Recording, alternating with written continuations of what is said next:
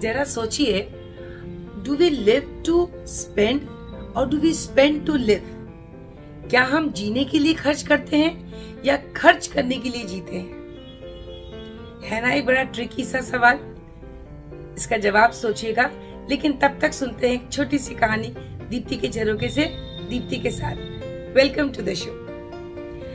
एक बार एक आदमी अपने ऑफिस जाने से पहले अपने यूज्ड क्लोथ्स को लॉन्ड्री में डाल रहा था।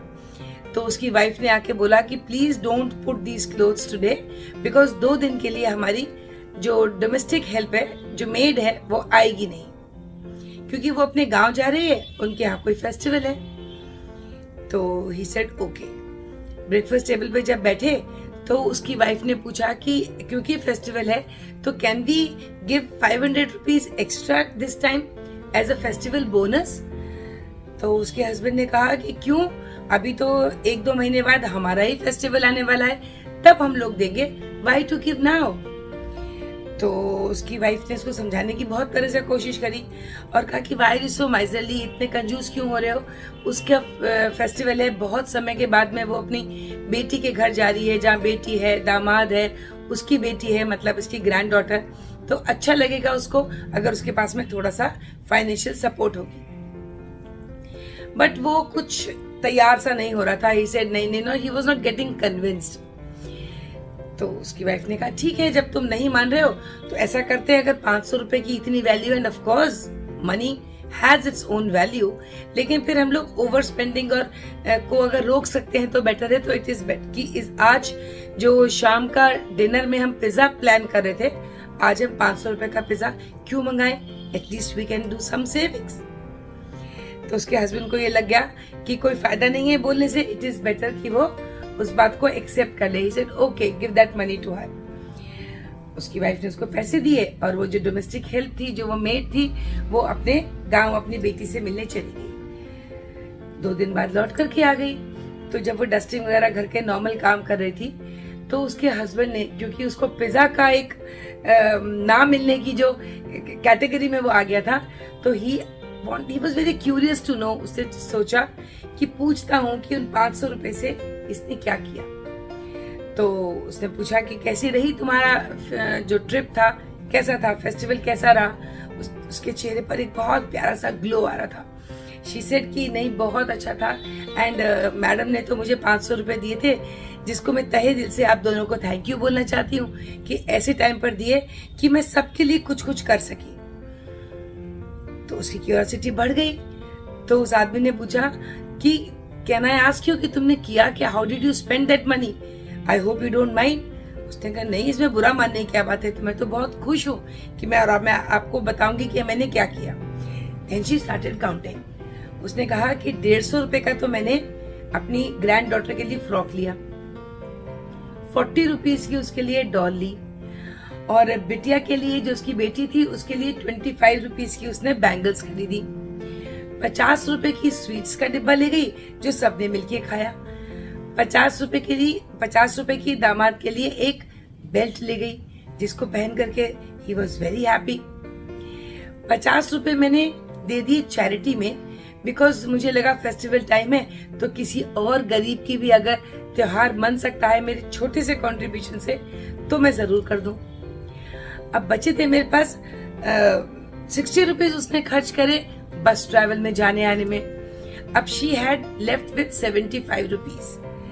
तो 75 रुपए उसने अपनी बेटी को ये कह के दे दिए कि इससे तुम मेरी ग्रैंड डॉटर के लिए नोटबुक्स और पेंसिल्स वगैरह ले लेना। And this is the way I made my festival so grand.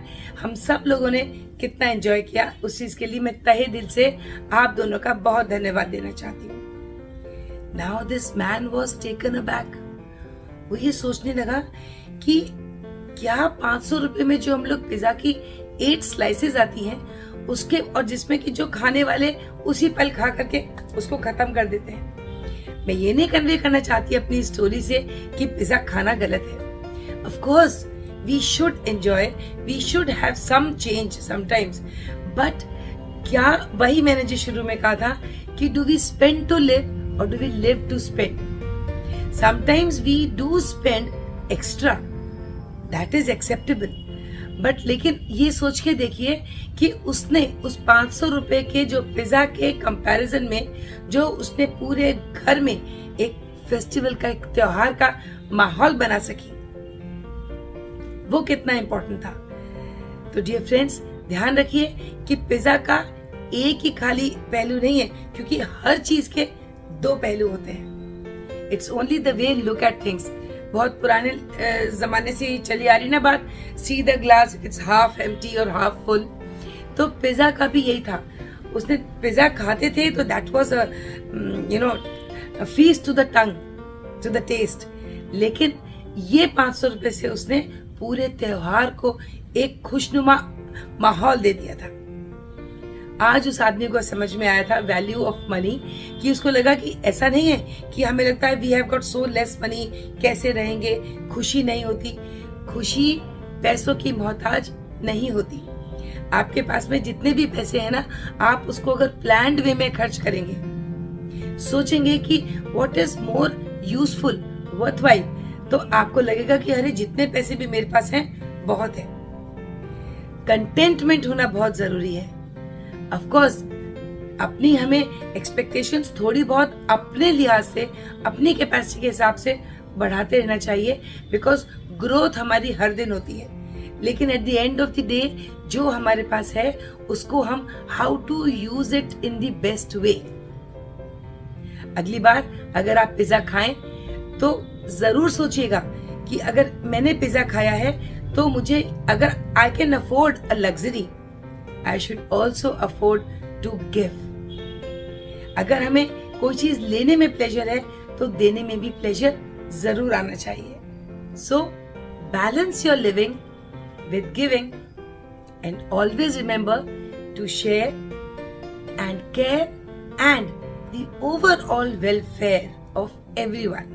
ये छोटी सी कहानी जरूर थी, but it gives a very long thought process to realize कि हम लोग अपनी लिविंग को किस तरह से बेटर एंड बेटर करते रहे। मिलेंगे किसी नई कहानी के साथ, तब तक अपना और अपनों का ख्याल रखिए। Bye bye, take care. And yes, don't forget to like, share and subscribe to my channel.